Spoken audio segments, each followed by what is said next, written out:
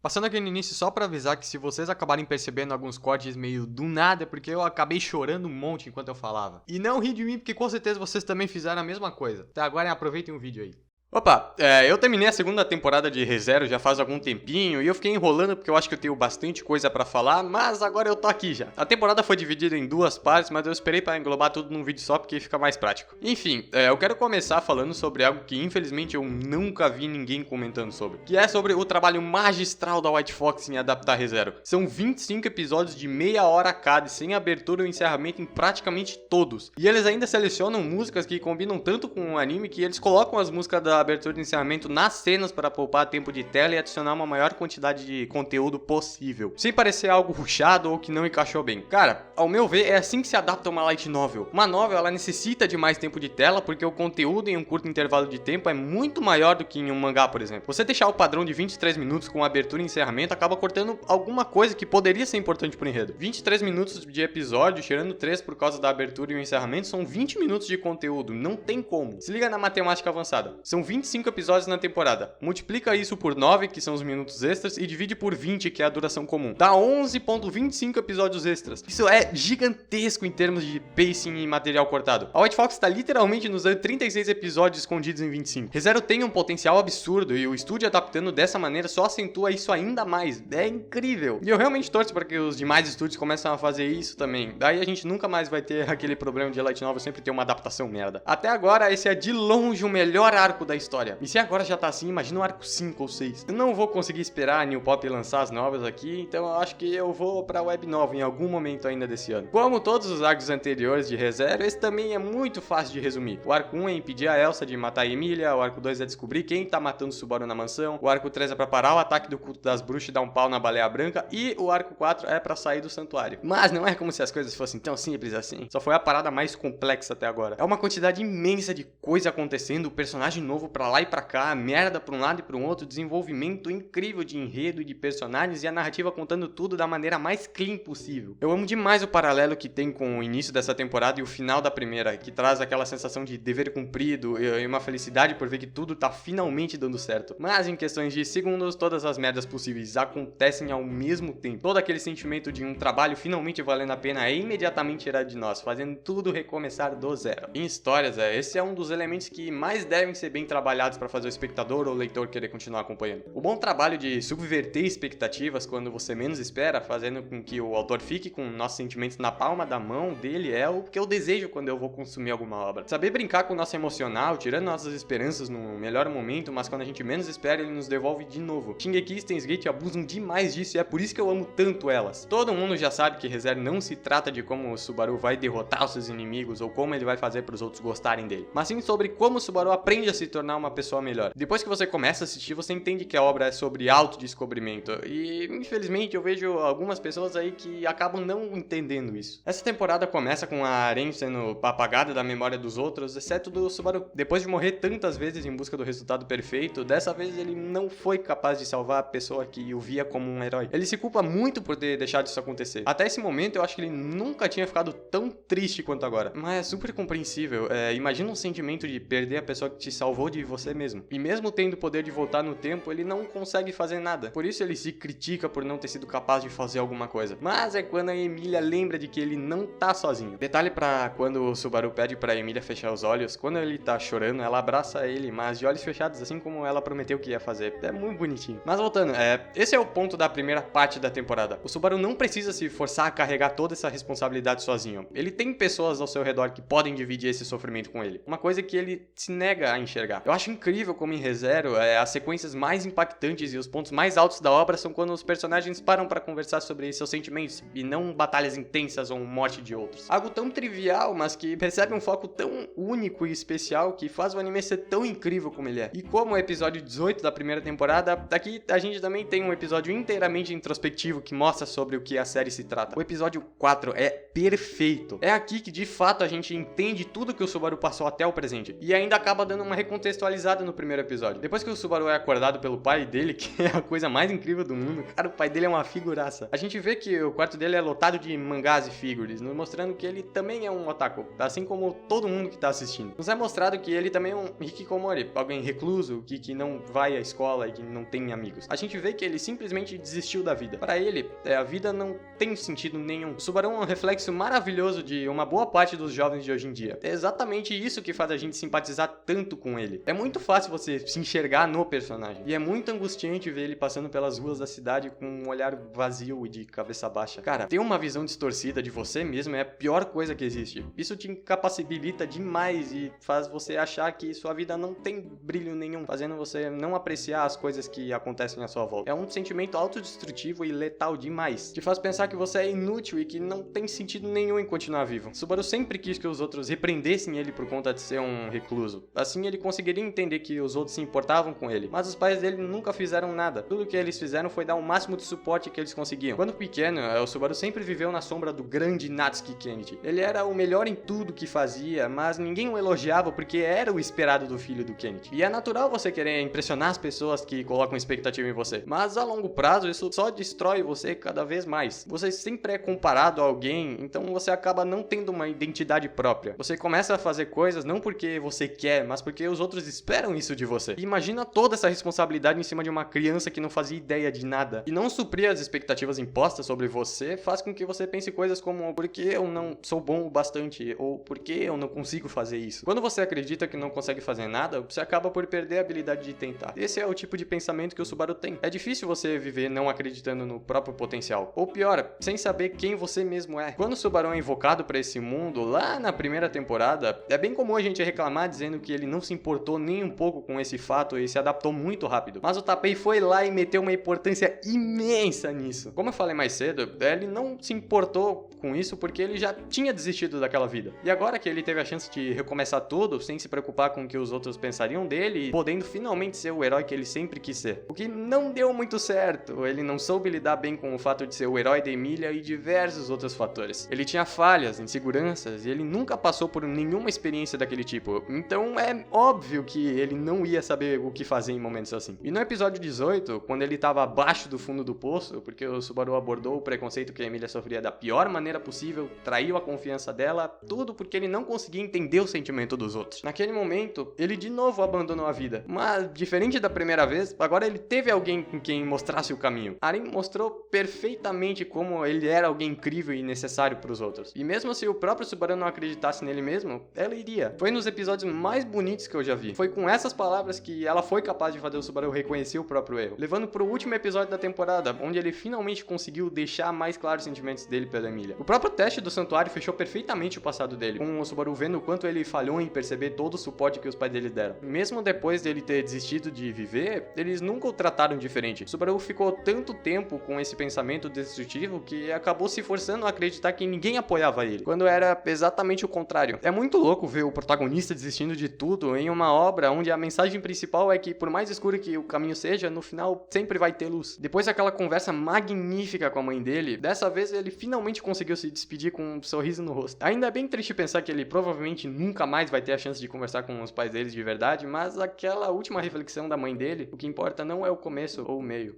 É como termina. Essas palavras com certeza nunca mais vão sair da cabeça dele. Essa temporada passa muito tempo jogando problemas e mais problemas em cima do Subaru. O ataque na mansão, o Roswaal revelando suas intenções, o ataque dos coelhos, a desestabilização emocional de Emília, a Ishida mostrando sua verdadeira face e a desconfiança do Garfield. Mesmo com o Subaru aprendendo a lidar com todo esse ódio de si, o enredo cria muitos obstáculos para fazer ele passar por cima. Quando algo der errado, o Subaru imediatamente põe um fim na sua vida e passa para a próxima. Para ele, o retorno através da morte é o poder que lhe foi dado para ajudar os outros. A obra mostra o Subaru morrendo de novo e de novo pra gente perceber que, na visão dele, se tem alguém que precisa morrer, esse alguém tem que ser ele. E esse pensamento é um ótimo recurso para o autor fazer o personagem crescer ainda mais. Eu amo a forma como naturalmente o poder dele vai voltando contra ele mesmo. O Subaru sempre pensa que é ele quem deve morrer. Então, quando ele tá pronto para se sacrificar, alguém dá a vida para o salvar. A Beatriz morre por ele tentando proteger da Elsa e o outro morre tentando salvar ele do Garfield. No segundo teste, sobre ver um presente que não deveria existir, é jogado na cara do Subaru que quando ele morre, existem pessoas lá que choram por ele. Ele morre porque ele se importa com as as pessoas ao redor dele, mas ele se nega a enxergar que essas mesmas pessoas também se importam com ele. Otto, Bren,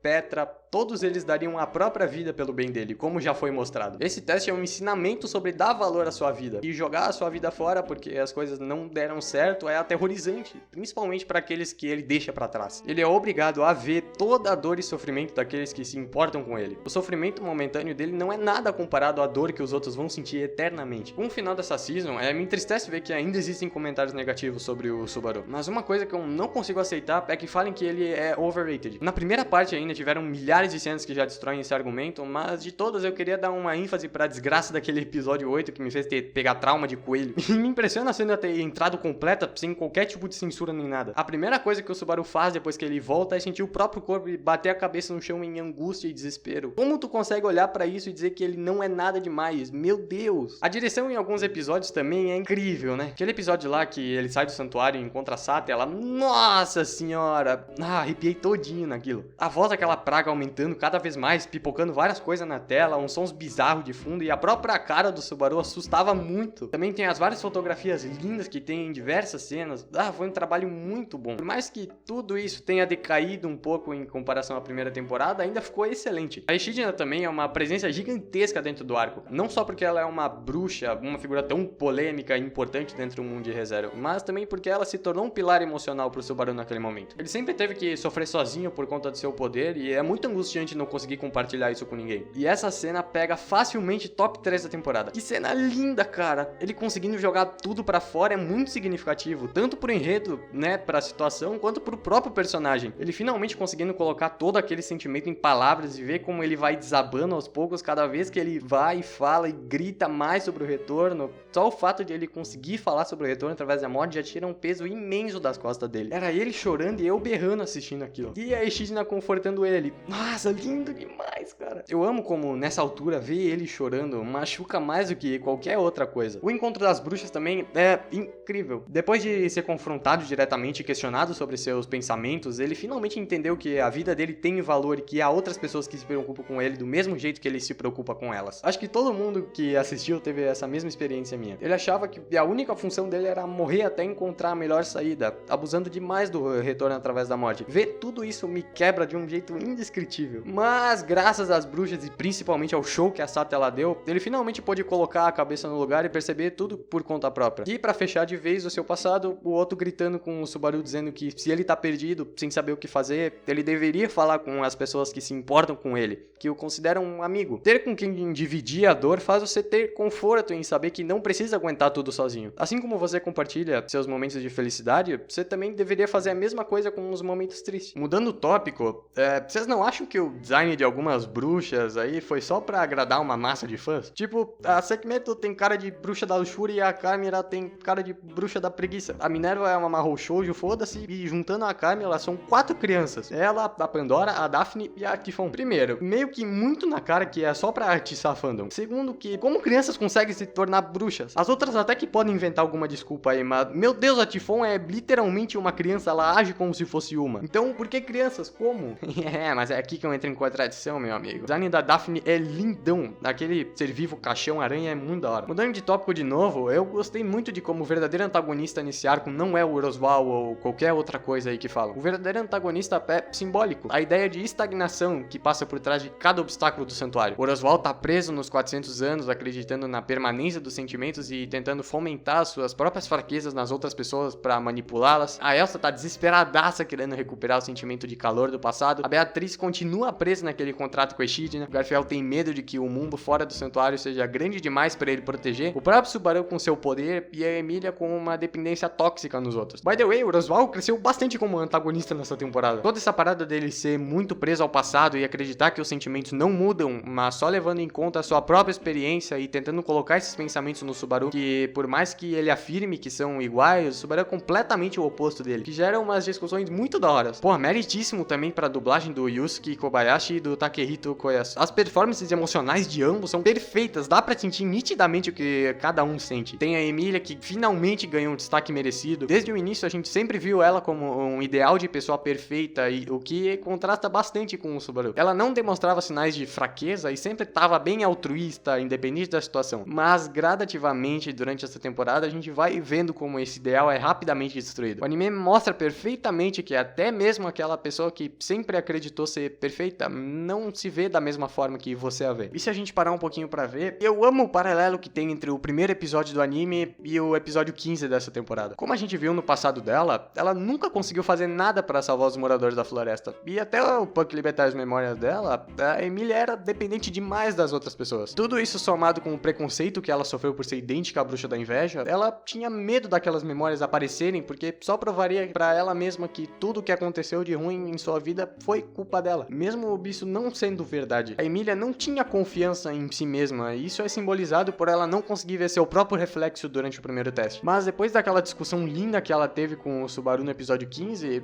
mudou completamente essa visão deturpada que ela tinha dela mesma. Essa discussão que eles tiveram é a demonstração mais forte do trabalho textual de personagem desse arco. A forma como tudo é muito espontâneo, mas carregado com um peso absurdo, e o choque irracional de emoções é simplesmente perfeito. Indo pra mansão, a gente tem a Beatriz, que era a outra que eu rezava pra ter algum tipo de desenvolvimento, e nossa! Desde o princípio, eu sempre via a Beatriz como um personagem com grande potencial de aprofundamento. A relação conturbada, mas ao mesmo tempo fofa que ela tinha com o Subaru, inveja da Emilia por causa do Puck, a relação dela com o Roswell e uma frase falando sobre a suposta mãe dela que teve no OVA Memories No. E desde que ela sumiu mais pra segunda metade da primeira temporada, eu fiquei meio decepcionado, mas na época eu vi que esse sumiço era proposital, então eu só deixei de lado. E minha nossa, que propósito! Desde que a Ryuzo trocou sua existência pela continuidade do santuário, ela acabou perdendo um pouco de quem ela era. A Beatriz era muito apegada àquele lugar e a todos que viviam lá. E como ela é um espírito, um ser praticamente imortal, ela ia ter que viver pra eternidade com saudade daquelas pessoas. Se isso já é assustador pra nós, imagina pra alguém que viverá pra sempre sabendo que aqueles momentos foram únicos e que nunca mais vão acontecer, por mais que você viva pra todo sempre. Mas pra Beatriz não desistir de tudo, é assim como o Subaru fez um dia, a Ishijina faz um contrato com ela e a fez esperar por aquela pessoa. Mas diferente de uma galera aí, eu não acho que a Ishijina fez isso puramente por maldade. Durante todos os momentos em que ela apareceu, a gente nunca conseguiu ver os seus olhos. E eu acho que isso aí foi um feito pra indicar que a Ishijina ainda amava a Beatriz. Tá certo que ela sim prendeu a Beatriz em um contrato por 400 anos, mas esse tempo todo tem culpa da Beth também por ela não ter escolhido ninguém. Mas ela só disse que esse contrato valeria caso ela não voltasse. E eu imagino que parte disso foi pra Beatriz ainda ter algum propósito pra existir e de alguma maneira crescer saudável. Então ela ficou lá na biblioteca, sentada, sem fazer nada. Ela esperou e esperou. Várias pessoas apareceram, mas ninguém era especial o suficiente pra virar aquela pessoa que a Beatriz queria. Até que o nosso menino mais sortudo, Nazar, aparece. E diferente de todos os outros, o menino Subaru sempre tratou ela com indiferença, sem esperar alguma atitude vinda dela. Quando o Subaru volta do santuário pra mansão, ela acreditou que ele poderia ser aquela pessoa. Mas o idiota chama ela de tonta e perde a oportunidade de ouro de convencer ela a sair dali. Mas eu concordo com a atitude de Subaru de não mentir pra ela dizendo que se era aquela pessoa. Pensa comigo, se ele dissesse, ele ia mentir pra Beatriz. E mesmo posteriormente ela dizendo que acreditaria do mesmo jeito, é errado, porque uma hora ou outra ela iria descobrir. E segundo, e o mais importante ponto, sem mentir, ele iria fazer com que a Beatriz tomasse uma decisão por conta própria, o que ela não fazia de jeito nenhum. Cara, esse capítulo do contrato é perfeito do início ao fim. A Beatriz ficou sozinha durante 400 anos, ela nunca quis se aproximar de ninguém pra não nutrir sentimentos e depois ver essa pessoa morrer. E como eu falei, de todas as pessoas que foram até a biblioteca, o único que não tava lá por seu conhecimento era o Subaru, que tinha o desejo de atazanar a vida dela o máximo possível. O que ela não sabia era que essa escolha teria que vir dela. Ela teria que escolher alguém. E foi o que o Subaru tentou mostrar pra ela. E é aí que a situação começa a crescer cada vez mais. Uma pessoa tão boa quanto a Beatriz não merece passar por todo esse sofrimento. O Subaru entende isso e faz o possível pra ficar sempre ao lado dela. Só que o discurso no Jutsu não funciona tão fácil. Mudar o pensamento de alguém que teve suas esperanças jogadas fora durante 400 anos não é algo fácil. E mesmo que ela odeie ele naquele momento, em nenhuma ocasião ela consegue deixar o Subaru morrer. Inclusive, isso é algo que tem bastante ênfase durante todo o anime. A expectativa de vida de um humano é insignificante demais perto da de um espírito. E por mais que a Beatriz aceite, um dia ele ainda vai morrer e ela vai acabar sendo abandonada de novo. Mas mesmo assim, o Subaru promete que vai fazer ela se esquecer desse pensamento. Ele grita grita com ela dizendo que por mais que isso fosse verdade, eles ainda criariam boas memórias juntos. Não é certo você sempre viver pensando no futuro, porque com isso você acaba por não apreciar o presente. E quando ele se torna o passado, você irá se arrepender de não tê-lo aproveitado enquanto ainda tinha tempo. O tempo é algo fatal, mas ao mesmo tempo algo lindo. A Beatriz é imortal e sabe que algum dia ela voltará a viver sozinha, mas ela não precisa ficar pensando nisso. Ela tem que pensar no agora, no amanhã, que é quando o Subaru vai estar lá para segurar a mão dela. E como o próprio Subaru fala, mesmo negando tudo aquilo, ela ainda queria ser salva. Senão, por qual outro motivo ela sempre sentava em frente à porta? Você dá algo especial para alguém que não tem mais esperanças, fazendo com que ela volte a sentir o gosto por viver a vida mais uma vez, é incrível. A Beatriz não precisava ser salva, porque ela sabe se virar sozinha. Mas ela pode salvar alguém que precisa de você, que sem você, talvez essa pessoa não consiga viver bem. E finalmente isso aconteceu. E eu vejo uma importância imensa desse momento, tanto para a própria Beatriz quanto para o Subaru também. Posteriormente, quando ela é posta a verdade de que ela nunca será número 1 do Subaru, ela só ri e diz que não precisa disso. Ela somente quer que o Subaru continue sendo o número 1 para ela. E para o Subaru, que novamente fez para outra pessoa aquilo que ele sempre esperou dos pais dele. E a recompensa disso tudo, além do sorriso dela, é finalmente